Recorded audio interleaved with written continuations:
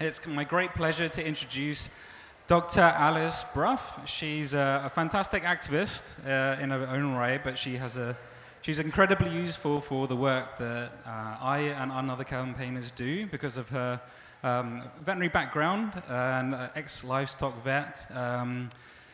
I said this before, but I do investigations with Surge. I'm the investigation manager for Surge, and Alice has been absolutely indispensable with certain investigations of ours. So give her a huge round of applause.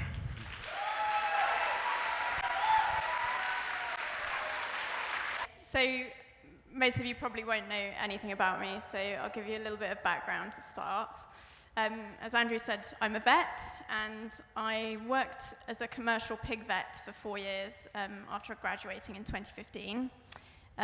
In that role, I worked closely with hundreds of Britain's pig producers. I was consulting on health, welfare, productivity, conducting routine quarterly inspections for Red Tractor. I dealt with emergencies, outbreaks of disease, and visited slaughterhouses from time to time as well. The farms I worked with ranged from small, independent, typical family farms to the large corporate pyramids and everything in between. And just as a background check, routine visits were scheduled up to 3 months in advance, and kind of where I dealt with corporate pyramids, I was expected to get around multiple farms in a day, maybe up to 6. Long story short, I became vegan about halfway through that 4 years, of course, as a direct result of what I was seeing and doing on those farms on a day-to-day basis. Excuse me. And I eventually left to become a full-time activist, which is what I've been doing for the past 2 years in many different forms. But obviously there's so much I can share from sort of many years of intimate knowledge and experience of the pig industry. So what I tend to do is pick a theme and run with it and start writing and see what comes out. So I focused quite heavily on the human aspects of animal agriculture today. Though I will of course be talking about pigs throughout. I just felt like it was the right avenue to go down for a number of reasons. One of which was hearing about activists being punched, kicked, hit with metal bars at the latest Meet the Victims action, which I don't know whether you guys caught that, but it was pretty horrendous to watch. And a farmer saying that he was going to go and get his gun and shoot the lot of them. And that was very close to home for me. So that's the rabbit hole I've gone down today. I'm guessing most people are vegan, and probably quite a few activists in the room.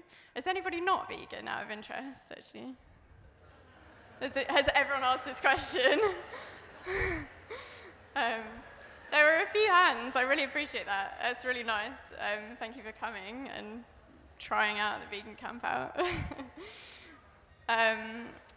Yeah, so as most of you are vegans, you've probably already subjected yourself to a load of horrendous footage, and you understand what happens to pigs on farms at this point. So I didn't want to traumatize you further with loads of imagery of how pigs suffer, particularly on a Saturday night of a festival. So all I'll say on that is it really is as bad as it looks on the footage. That is the case throughout. It's widespread issues that you see on these farm exposés and investigations. So as a vet, you are in a unique position because not only do you have a professional standing, you also work very closely. You have close working relationships with lots and lots of different farms. You see the patterns, the issues of a whole.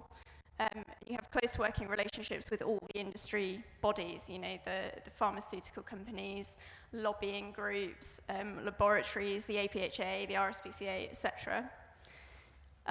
Shortly before I left the industry, a couple of years ago, I was a finalist for Young Pig Vet of the Year at the National Pig Awards. They had to do me a special meal at that one, which I enjoyed thoroughly. And I worked for some of the largest corporations in the UK, including some international breeding companies. I have seen every system and every scale of pig farming there is to see here in the UK.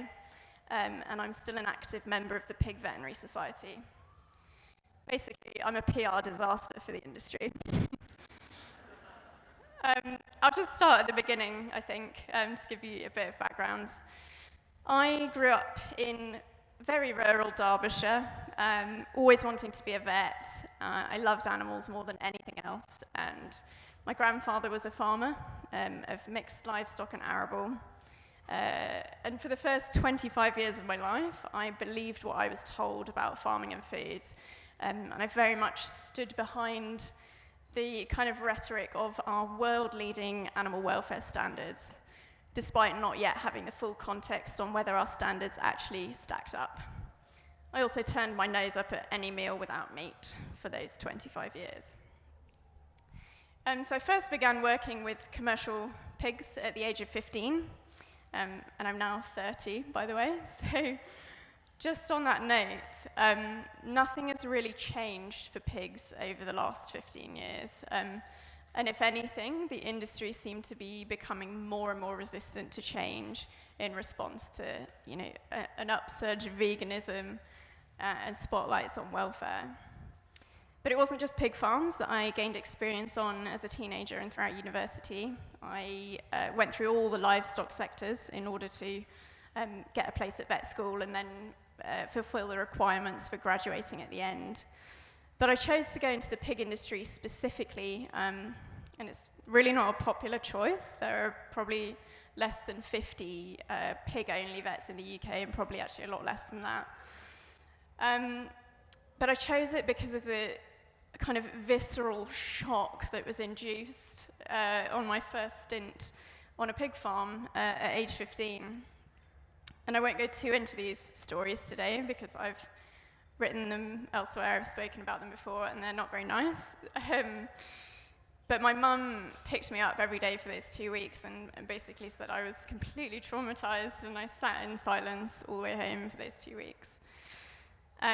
I then got a job on that farm at 18 for 6 months, and the shock never really subsided. With every new thing that I saw, every new way of animals suffering, I would get the same shock, and that continued throughout my career. I geared my career towards pigs because I couldn't quite believe from those 6 months on that pig farm that that was an actual acceptable standard.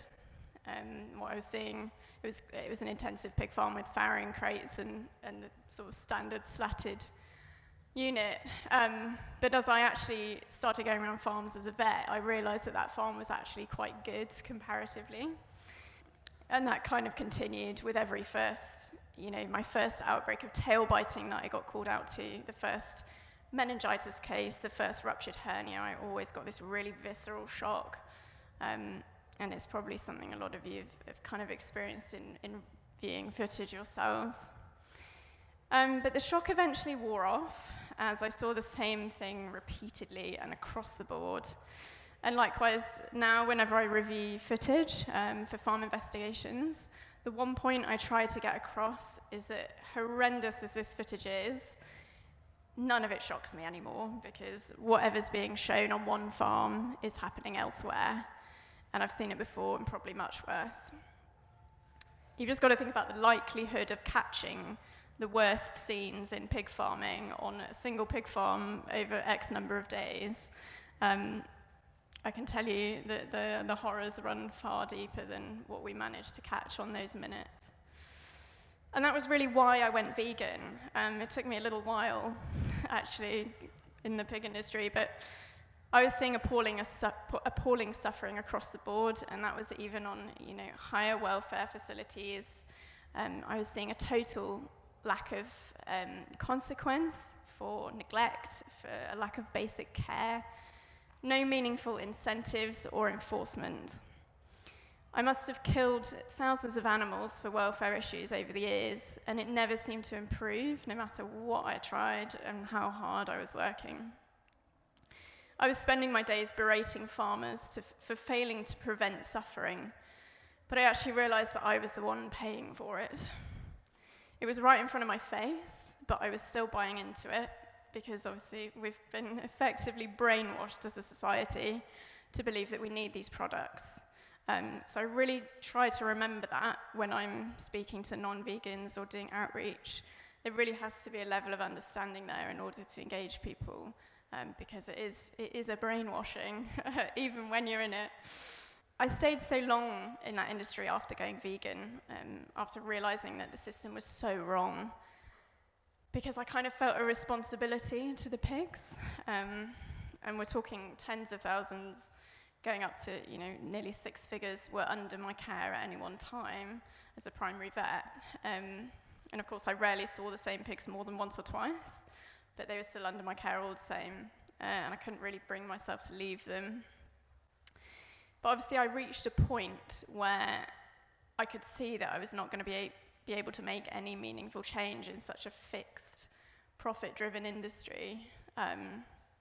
So now I just use my years of knowledge and kind of experience to share that information at every opportunity and try and show the reality to the public who are bombarded with this misleading information and propaganda at every turn. I realized what I was doing in that industry was ineffective, so I changed the goal and I changed my strategy. And I feel like that point is also quite important for activism, to not get so attached to a strategy that you keep pushing on even if it's not working. Even if you've spent considerable time or money, or if it's worked in the past but no longer is. I turned my back on a 5-year medical and surgery degree, years of training in a specialist area, because I realized that that wasn't actually going to help me achieve better welfare for pigs. That was obviously my original goal. Now it's ending the exploitation of animals in general. But as a movement, we haven't won yet. It's really important that we constantly consider our effectiveness, our why, remembering our why, thinking about our how, and being able to adapt and change to any change to improve our tactics constantly without kind of making it about us and our own story, if that makes sense. Sort of shedding the ego and your own personal attachment to a way of doing something or a way of speaking. If it's not working, you've got to be able to adapt to that. So on to the kind of human aspect that I wanted to thread through this talk. And I wasn't sure whether to talk about this next bit because it's quite fresh, but it feels extremely relevant to this conversation. My brother was recently murdered, and it was for no legitimate reason, brutally. And it transpired during the trial a couple of weeks ago that this murderer was actually a pig and poultry farmhand. He killed my brother with a knife, and the sort of definitive final blow severed the vessels in the neck, which was in exactly the same manner that he would have been trained to do to pigs. A rather awful nuance to this is that it's entirely possible, given the location of the farm that he worked, that I might have been the vet that trained him to do that, and countless other stock people.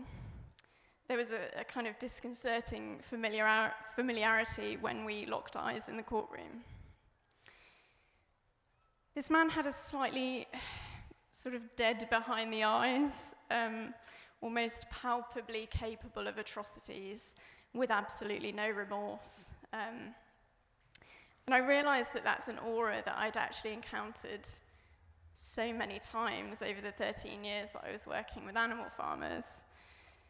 And I don't know whether these jobs attract people that already have a predisposition to violence, perhaps looking for an outlet for their anger or abusive tendencies, or whether the industry creates them. And I would imagine it's a bit of both. I realize that the system has probably failed these people long before it gets to the point where they're abusing animals or murdering people. But you certainly have to be able to become a little bit numb to violence and killing in order to continue in that industry for any length of time. And looking back, there were actually a lot of people that I felt uncomfortable around. Certain men I didn't feel safe around at all, and I was actually warned by colleagues not to go to farms on my own. I look back to the time somebody pointed their shotgun at me in rage because I told them that a load of their pigs needed shooting because he hadn't treated their tail bites. And now they were a welfare case and completely unsalvageable, untreatable. None of them could get up and walk because their tails were completely rotten and the abscesses had spread to the joints. I really didn't think a lot of that incident at the time, but it was kind of triggered in me looking at that Meet the Victim stuff. I just didn't go back to that farm. But this man had been pushed almost to breaking point by the suffering that was on his hands, and being called out on it really triggered him, quite clearly. And hearing farmers at meetings talk about what they would do to vegans who came on their farm, bearing in mind I was a vegan going on their farm frequently, and listening to that farmer threatening the MTV activists made me really want to talk about my experiences with this, because they're not isolated incidents. Like a lot of the stuff that we see on exposés or actions, the industry will brush it off as isolated incidents, but they're very much not, whether that violence is towards people or animals. And I feel like that is potentially a really big societal issue, and it highlights the way the meat industry operates in maintaining their reputation above all else. As I've mentioned, part of my job was to deliver training to farm workers to sort of humanely dispatch an animal that was suffering. One day I found myself training about 20 people on a very large, very intensive farm. And we began with the farrowing section, so the mothers and their babies, and they were in farrowing crates on this farm. So the workers and I sort of stepped outside the farrowing shed, and the manager went in to find a piglet to euthanize so that we could demonstrate that job. And he came out with a 4-kilo runt who was unable to use her back legs. This man carried her out by the ear and threw her against the wall. Obviously, I feel like probably expletives were released at that point, but I was sort of like, what are you doing? And his response to that was, oh, don't worry, we only do that inside. As though the most pressing issue here was that nobody could see the abuse that was happening. You know, no vegan terrorists could capture the action on camera. I notified the large company's managers about that, and nobody cared. I was banned from a whole corporate pyramid after encountering what was like a scene from a horror movie.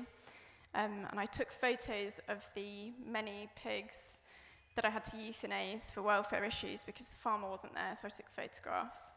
And I sent them to the owner of that pyramid. Sorry, I should have explained, a pyramid is where it's like a big company with sort of breeding herds, and they supply pigs to many sort of rearing farms. But yeah, I flagged that to the owner of the pyramid and the sort of major failings on this one farm that was under his name. And instead of thanking me for that information, I was banned from the whole pyramid and never allowed back to any of his farms again. And I wasn't even vegan at that point, so you can imagine how well that went down. But the point is, even at my pre-arranged visits, which, as I said before, were up to 3 months in advance pre-arranged, with a vet standing watching them, I was seeing horrific abuses. And I could, reel off examples all day, but I feel like you've probably got the picture there. Of course, it's not all farmers, and I genuinely believe that some farmers do struggle with what they have to do to animals, and indeed, I know of farmers and other members of the industry, including myself, who have suffered with considerable mental health problems as a result. I had a client who reared pigs for RSPCA assured standards. He worked quite hard to keep that straw barn system in order, and genuinely think he did his best under the circumstances. Unfortunately, what we've done to animals to make them suit our needs is create Frankenstein monsters without really considering the consequences. it's impossible to escape the negative factors that come along with breeding for this ridiculous growth rate, increasing numbers of piglets, etc. Painful, crippling lameness is rife on most, if not all, farms, and that's pigs, poultry, cattle, sheep, not just intensive farms. And certainly with pigs, something we've inadvertently selected for is extreme aggression and predisposition to stress-related illness and behaviours. And now we're even seeing free-range pigs tail biting, which is a vice behaviour where the pigs will chew each other's tails if there's some sort of stressor. This combination of genetic factors and unnatural environments means that pigs will actually kill each other under stress. This client of mine received batch after batch of pigs that would just not stop killing each other. He lost over 10% from wean to finish, so from 4 weeks to 6 months. And this batch, like many others, also experienced outbreaks of vice, which I've explained is chewing tails, sometimes ears, etc. It was quite a small farm, so that was 80 pigs a batch, killed by their pen mates severely beating them. On a visit about halfway through a batch, after months of dealing with these issues, the farmer's wife returned from a grocery shop and she'd effectively cleared out the corn section at Tesco and declared that they were now vegetarian. These people were traumatized, and I had him on the phone to me most days for quite a long period, joking about shooting himself, and I honestly thought that he would. And my role kind of became more of a human pastoral care role rather than animal medical care. It was truly horrible. I had the job of carrying out post-mortems at every visit and euthanizing many more animals for the severe injuries that they'd sustained. We never actually got to the bottom of that, and he sold half his farm in the end.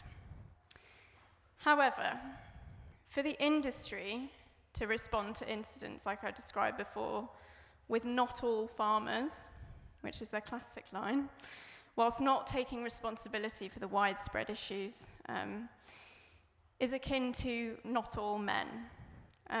The discussion has shifted from the oppression, the cruelty, the abuse, to maintaining an image, a reputation of a wider cohort that is actually doing the abusing and the oppression.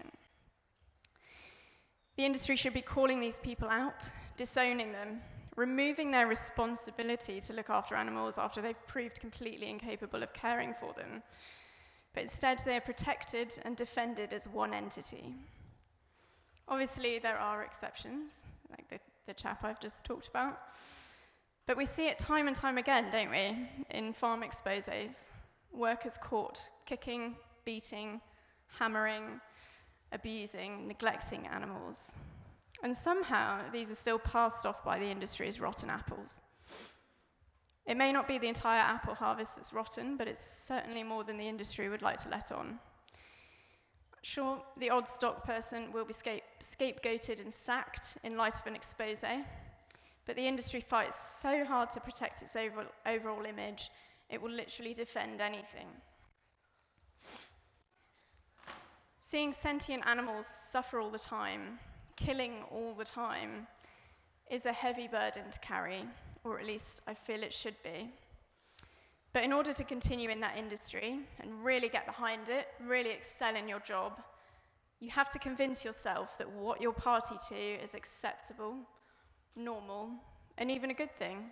We're feeding the nation, we're helping an industry thrive, making a profit. I was killing, performing post-mortem examinations, cutting bodies open, dismembering, disemboweling animals most days on farms for 4 years. And if you're not killing an animal, you're preserving them in this window, short window of misery, to then send them to be slaughtered inhumanely, just as babies, and then starting the whole process over again, year in, year out. Does that sound like something which would create a stable, functioning foundation to society? Animal agriculture presents itself as this wonderful entity, close to nature, hard-working, feeding the nation, protecting the environment. But it's not. It's big business, big pharma, lobbying power and money all rolled in with a nefarious, torturous, murderous underbelly. Something else I noticed during the murder trial a couple of weeks ago is that this man had seemingly managed to convince himself that he hadn't killed my brother. He pled not guilty, despite CCTV, several witnesses. It was a very clear-cut case. But he'd spent 8 months in prison working on a story, and he'd managed to truly convince himself to such a point that we actually thought the jury might believe him. It was really worrying. Thankfully, he was guilty and went down for a very long time. But that convincing yourself of a story that you've told yourself over and over again is exactly what the animal exploitation industries do and have done for decades. Even the scientists who are capable of appraising the evidence on climate science and ecological destruction, the vets, the people with qualifications in animal welfare, the CEO of the National Pig Association, someone who appears to be extremely active in the fight against improvements to welfare, has a PhD in animal behavior and welfare. These people have all convinced themselves that what they're doing is okay, to the point where they can tell barefaced lies without even a flicker. And I find that quite frightening. Some of the comments put out by the industry, as we know, are total nonsense. And I thought I'd just include a few of my recent favorites for some light relief. Recently, on talking about live transport, the National Pig Association said, "There is no scientific reason why live export for slaughter would compromise welfare." They said there was no evidence on whether Beaufort scale wind force 6, this is for sea transport, and above, affect welfare. Now, that wind force 6 creates 8 to 13-foot waves, going all the way up to a scale of 12, which is 45-foot waves. And the industry are claiming that that might not compromise welfare of pigs that can't actually see where they're going. They asked DEFRA for welfare evidence to allow space allowance policy to be considered properly when talking about transport to slaughter. Now, currently, the space allowance for pigs in a truck is 235 kilos per meter squared. And for reference, I'm about 50. Likewise, journey times, temperature limitations, and headroom were hotly contested to allow the industry to continue as they have been. And I'm sure many of you will have seen pigs in acute distress outside slaughterhouses, packed into hot trucks. And the fact that 1 million chickens a year die in transport, apparently that is not evidence. Red Tractor have just completed a consultation on their new standards.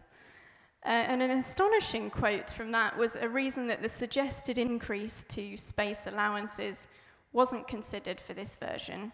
The reason was the potential impacts on pig welfare. So the welfare impacts of increased space allowance used as a reason not to increase them. Not sure what that was about. The industry maintained that we have these world-leading welfare standards. And firstly, even if that were true, which it isn't, better does not equal good. Secondly, we import over 500,000 live pigs every year into this country, and we import 60% of pig meat consumed here. So apparently we have no qualms in slating other countries' welfare whilst simultaneously funding those industries. In short, the industry is very messed up, and I've kind of barely touched on pigs today, but I can't stress that enough. The pig industry is really messed up, and it's really difficult to communicate that in one speech, but as I said, I've just covered one tiny angle. Something I realized as I was thinking about my journey as I was writing this through the sort of animal agriculture industries was that it very closely followed the 7 stages of grief. Stick with me on this. So those stages are shock, denial, guilt, anger, depression, reconstruction, and acceptance. So the initial shock is what made me go into pigs. The denial is what allowed me to continue without having a mental breakdown. Probably had several of those. The guilt is what made me go vegan initially. The anger is what made me stay a little bit longer for the pigs. And it's something that's played into my activism a little bit, but I'll come back to that. Depression is what made me leave the industry. I couldn't quite bear to see the pigs suffering for much longer without actually being able to affect change. And then the reconstruction and the hope, and the acceptance and hope, I'll come to in a second as well. Because I realized that the final two there, the reconstruction and resolve and the acceptance and hope, are where I've needed to get to be an effective advocate for animals. It's allowed me to kind of tailor specifics for a target audience in a way that's going to be most effective, whether that's, sometimes I concentrate on human rights or health messaging, sometimes it's climate messaging, sometimes it's animal rights, but because I've kind of stepped away from the real anger and sadness, I'm able to be as effective as I can for a specific audience. And it allows me to have meaningful conversations with people. And trust me, I really couldn't for a long time, like the whole time I was in that industry. I came out with PTSD, and I was so angry at everyone, like my family. I couldn't be around if they were eating meat. And I just couldn't bear to have conversations with people on the street who were trying to tell me that what I was saying wasn't actually happening. But I've learnt my ways around that. And it's obviously an ongoing process, and it's required quite a lot of kind of self-learning and self-development, self-awareness, and it's personal and spiritual development as well to get to that point. And there's no way I could have had effective communications before that. My mum was actually banned from Facebook the other day for arguing with a meat eater. And she was a good example for me. She's a newer vegan than me. It took a while for her to go vegan, but I think now everything that I've kind of been relaying to her from those years in the meat industry, I used to call her up and just sob every farm visit that was horrible, and just tell her everything that I'd had to do. But I think that's all trickled in, and she can't really keep a lid on it at the moment. And she knows that Facebook fighting is pointless and that she can't quite get the message across yet. So that's just kind of something I feel like we need to maybe think about in terms of our own self-care and self-development as activists. Because I watch activists alienating people all the time through kind of being in that angry stage, and I don't mean that offensively because I did the exact same thing. And I watch activists burn out all the time from being in that sort of depression phase. And the movement feels a little bit in a fractured state sometimes, because I genuinely think a lot of us are kind of trapped in those negative states, unable to collaborate effectively, communicate, and understand the need for sort of intersectionality and tolerance. And I've fallen into a lot of those traps myself, and I just kind of want to encourage you to look inward and look after yourselves and each other. Like, this is so great to see so many of you here, and it's such a great community. Like, if we all unite, the movement is so much stronger, and we really don't have a movement if we are divided. I'm probably going to chill out there, thanks.